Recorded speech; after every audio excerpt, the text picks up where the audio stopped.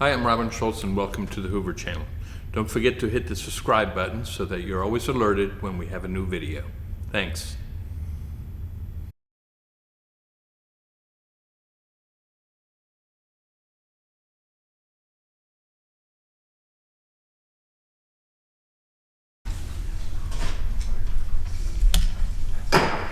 Very quiet bunch tonight. We'll call the meeting to order for the Monday, January 6th meeting of the Hoover City Council and ask the clerk to please call the roll. Council President Lyda. Here. Council Pro-Tem Posey. Councilmember Swiney. Here. Councilmember Driver. Here. Councilmember Murphy. Present. Councilmember Middlebrooks. Councilmember McClinton. Here. With a quorum present, we will proceed. If everyone would please rise for the invocation to be led by our clerk and remain standing for the pledge to be led by Councilor Driver. Dear Heavenly Father, may we go through our journey in life always looking to you. May we not be distracted, but use the gifts you have provided to exemplify and honor you. May we rejoice in our faith and have unwavering confidence in your goodness. May the decisions made by our leaders bless this city, and as the cold is upon us, may you watch after all and provide places of warmth for those in need. In the name of your Son, Jesus Christ, amen. Amen. Attention, salute, pledge. Pledge allegiance to the flag of the United States of America and to the republic for which it stands, one nation, under God, indivisible, with liberty and justice for all. Mayor Burcato, the podium is yours for some recognition.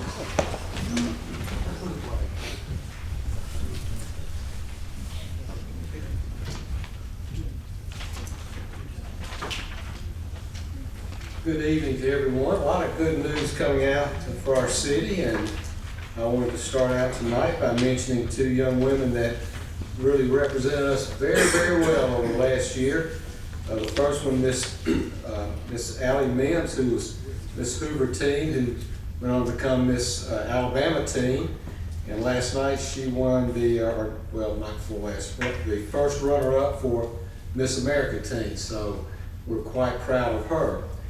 And as we moved on up the chain there, so to speak, Miss Hoover, Abby Stockard, who also went on to become Miss Alabama, and as you all know, last night was named Miss America. So we're proud to have Miss Hoover win Miss Alabama, and then to go on to win Miss America. What an incredible title. We're grateful for her service, and both of them, how they represented us in so many different ways. We look forward to having both of them back at the podium or at different events as we move throughout the year, and they move, particularly Abby, as she moves through her service as Miss America. And of course, I would be remiss if I did not mention Miss Julie Bentley, who is the wife of our fire chief, who has just been instrumental in with that program and helping to develop those young women and nurturing them. And what a great representative she is as well, and a great mentor for them. So congratulations to those young ladies, and congratulations to the city of Hoover. We have talked many times about how we have folks that volunteer in our community, and we've got some 800 employees, but we certainly can't do it without folks that step up and volunteer for us. And there are a lot of different boards that are out there and that serve us in many, many ways. But one I want to talk about tonight is the Park and Recreation Foundation. And there have been 4 longtime members of the City of Hoover Parks and Recreation Foundation. And I want to just tell you a little bit about this organization. Founded in 1991, the purpose of the Park and Rec Foundation was to advance the quality and the availability of programs and facilities for the residents of Hoover through fundraising and donations. And certainly the city funds our park and recreation, and we fund them very well, but there are certain things that we can't meet, we can't do every year, and that's where this foundation has stepped in. And I'd like to ask, before I go any further, if these 4 individuals would come up and just stand before us, the community here, and let me just say a few things about them.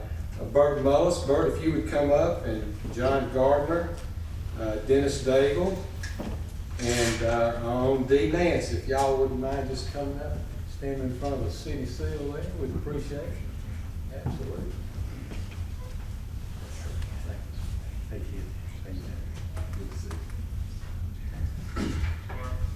But the foundation has really been involved in so many things that have helped our city and our Park and Rec Board more than we probably realize. But they have taken on some really incredible projects, park benches and trash cans.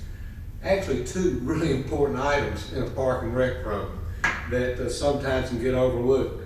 The playground, Hoover Explorer, all that money that was raised for the Explorer playground and what that playground means to kids that and families that couldn't ordinarily play on a regular playground. Now, it doesn't matter what your ability is, you can walk right up, roll right up, come up, whatever it is you need to get there, this playground will accommodate you. And certainly we're very proud of it. The Veterans Memorial at Aldridge Gardens in Veterans Park, what an incredible property that is, and recognition of our veterans, those that have served and those that have died as well.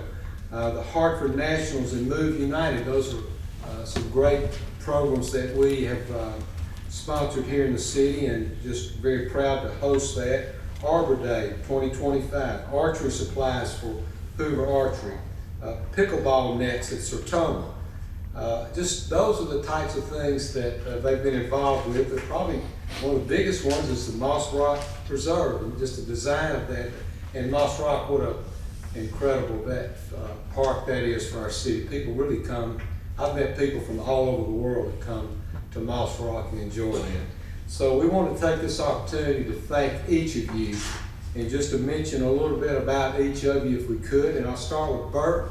Was one of the original members of the foundation beginning in 1991. He retired from the Coca-Cola Bottling Company, where he served as the CFO for 31 years. And he served on the board of directors for 9 years after retiring. And Bert served the foundation he's a CPA by trade anyway, so he helped us with those skills, and he did that since all the way up to since 2002. Bert is spending, I know Bert personally, and he spent a lot of time with his sweet wife for 53 years who is here with us, and his 2 children and 7 grandchildren. So join me in thanking Bert for his service. And then John Gardner. John served on the foundation for 12 years. He resigned after 2024. He's moved out of the city of Hoover. We'd love to have you back. Don't know why he left, but I'm sure it was a good reason. But he has served us for many years and served as the foundation president. He's led fundraising, community events, and was involved with securing the golf tournament sponsors, which is a pretty important event for the foundation, for the Park and Rec. He's always trying to beat Dennis Dale in golfing. I don't know which one's the best. Who's actually the guy? He's got all the trophies. He's got all the trophies. So that's his goal in life now, to try to beat Dennis, and maybe one day he will. But John is spending time with his family and continuing his obligations to the Baptist Health Organization in his free time. Again, he's working on his golf game, and maybe one day, you never know. You never know. So please join me in thanking John for his. And then Dennis Daigle, a very familiar face to our city, along with his sweet wife Betty, who's here. There she is. Good to see you. Dennis is retired from the foundation after more than 11 years of service, and served as vice president during his tenure until filling John's vacancy as president until 2024. So Dennis, he is, I guess, single-handedly led the golf tournament fundraising efforts, and it's also they give away the Hoover Cup. That's the coveted award that you would get. Over $50,000 was raised for this event, and so it's just a lot of work goes into that. Retirement from the foundation doesn't mean that Dennis won't be around. I actually see him around a lot. He and Betty, they're out in the city attending to, you'll see them out picking up trash on the coldest days of the year, the wettest, it doesn't really matter. They're out taking care of us, just serving our city as volunteers. They love the city, and we're so grateful for you, Dennis, and all that you do, and your wife as well. It's really phenomenal. So let's join me in. And Dee Nance. Dee served as the liaison for the foundation beginning in 2002, and she was really kind of instrumental in bringing it out of dormancy, so to speak. And after retiring from the city in 2022, she became a board member. During her tenure, Dee initiated fundraising events like Municipal Madness, our fishing tournament, and the Pancake Breakfast.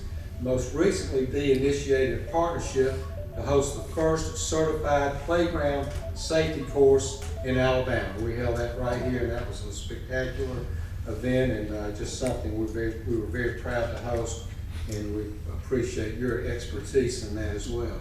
This turned out to be one of the most lucrative fundraising events, netting over $40,000.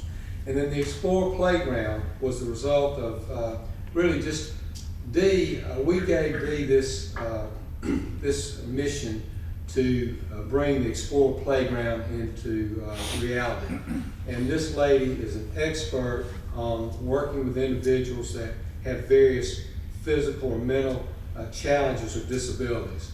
She is an absolute expert in the field. She worked for the city and was a crown jewel. I loved having her here. She's an expert, a hard worker. She goes after it. She gets it done. And now we really, other than, there's a lot of things she's done, but I think your crowning moment to me was the Explorer Playground or something. So with that, I would like for us to thank Ms. Dee Nance.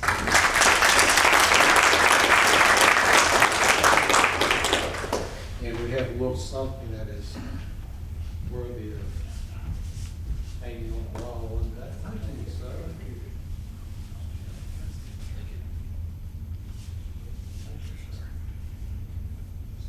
We'll get a little picture. You might say what's up here. You might say what's up here. Well, you'll get a picture. We'll get a picture that I asked you to say a little something about.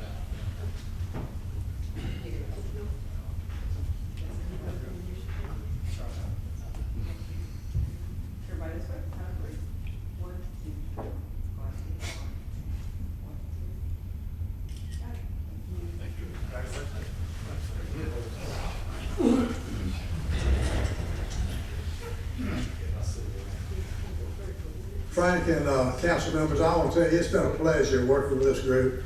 They've really been a hard working group, and Dee has, of course, been our honcho on this thing. She's done so much for us. She's really been an asset not only to the city of Hoover, but to the foundation. So we really appreciate all that you've done for us, the support you've given us, and we really appreciate the acknowledgement too. Thank you.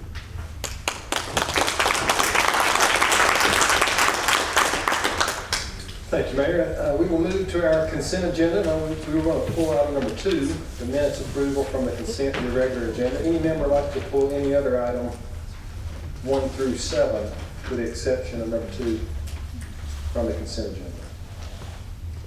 Any member of the public here to speak on items 1 through 7? If so, we'll be happy to move that to the regular agenda and away from the consent. I'll remind you that the consent agenda will be read together, and we will take one motion and one vote without discussion, unless otherwise you would like to remove an item.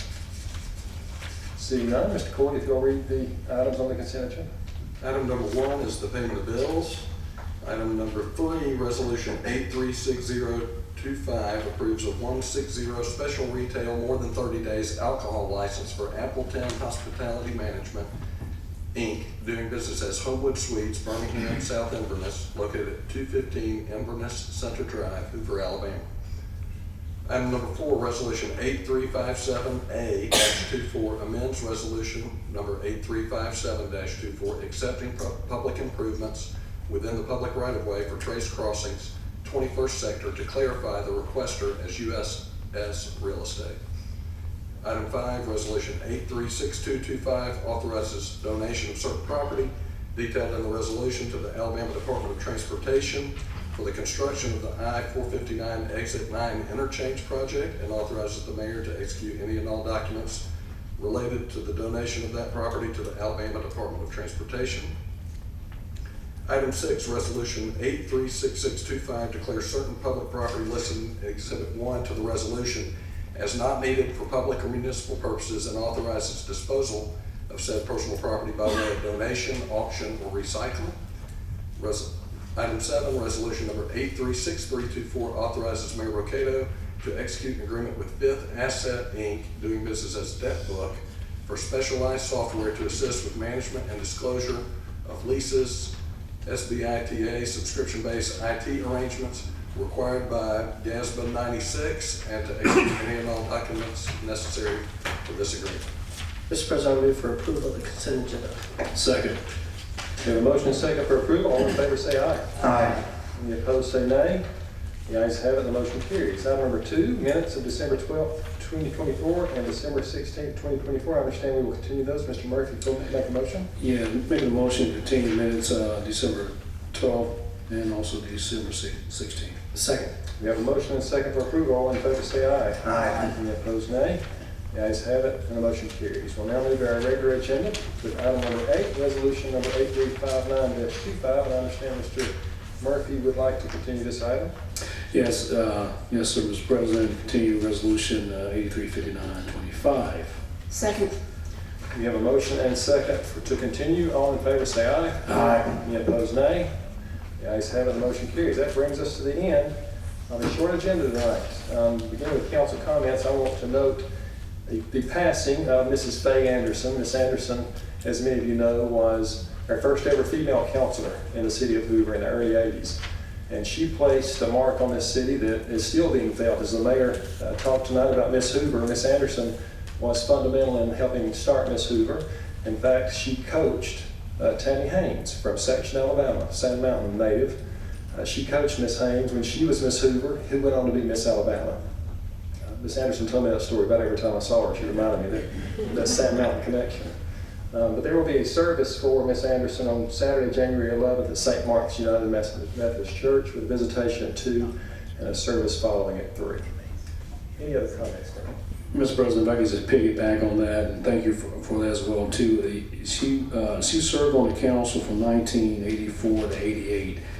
So during that period of time, we start looking at history and the things that were developed during that time. She was a part of the development of River Chase Galleria that Hoover met. She served on the zoning board, the planning and zoning board. Also, she was for the formation of the Hoover school board. If you look back at history, and I used to hear this story quite a bit, and to be honest with you, it bothered her after time passed. It hurt her because she fought for the school systems, and they told her we would not elect you if you continue down the road. She pushed it anyway, did not get elected.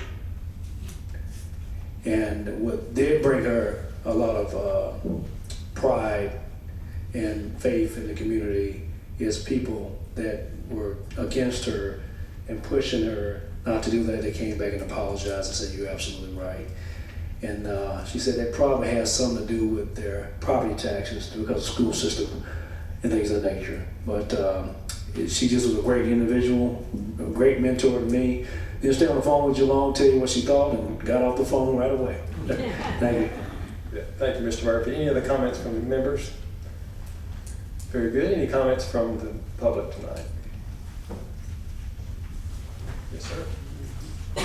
Ken King, Rossbridge Parkway. 2 quick comments or questions, rather. The first, just a reminder that we submitted the questions that we gathered from citizens that we hope you guys would actually submit to Pro. And it's been about a month now, so don't know who is kind of overseeing the timeline, but if you guys have a sense of exactly how much longer it'll be before we get a response, that would be helpful.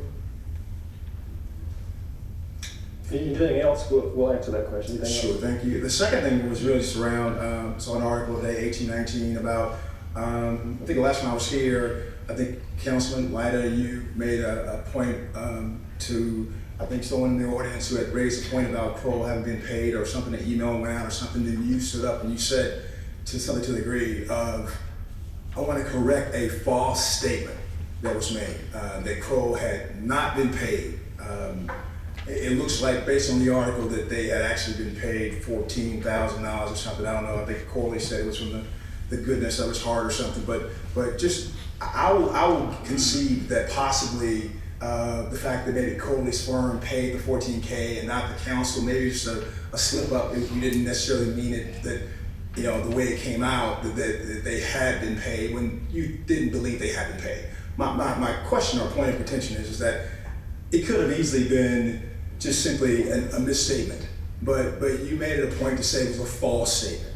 So now I guess my question would be, now that it looks like Corley's firm did pay $14K out of the goodness of his heart, would you concede that perhaps Mr. Schultz was correct and accurate when he said that Corley or that Crow had in fact been paid? Would you concede that that's possibly the case, or are you still standing by this idea that he made a false statement? Do you have anything further? Yeah, that's a question for you. Do you have anything further? You have an answer? Do you have anything further? Do you have an answer? Can you confirm that the Kroll questions have been sent? They have been sent. Do we have a timeline on response? I do not. I've emailed to try to get find out when it might be, but there was a number of questions that they have to go through. So it was a number of pages with a number of questions. Very good. Thank you, ma'am. Thank you. Anything else? That's it. Thank you very much. Anyone else like to speak tonight? Very good. We're adjourned. I'm sorry. Hold on.